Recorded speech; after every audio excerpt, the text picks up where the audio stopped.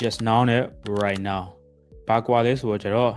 just now ကအခုလေးတင်ဆိုတဲ့သဘောပြောချင်တာနော် I saw him just now အခုလေးပဲသူ့ကိုတွေးလိုက်တယ် I finished my work just now အခုပဲငါလုပ်ပြီးတာ okay right now ကじゃအခုဆိုတဲ့သဘောပြောချင်တာနော် I'm working right now ငါလောတဲ့အလုပ်လုပ်နေတာအခုအလုပ်လုပ်နေတာ I'm eating lunch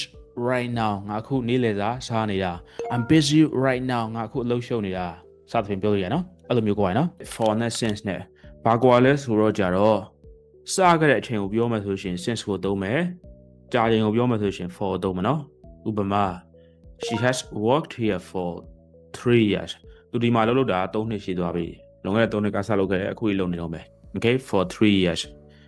အဲ့ဒီဟောမှာ since ကိုသုံးမှဆိုရှင်စခဲ့တဲ့အချိန်ကိုပြောမှာနော် she has worked here since 2022 သူဒီကိုလုပ်နေတာ2022ကတည်းကအဲ့ဒါကျတော့ for 2022လို့ပြောတော့နော် okay ရမှာနော်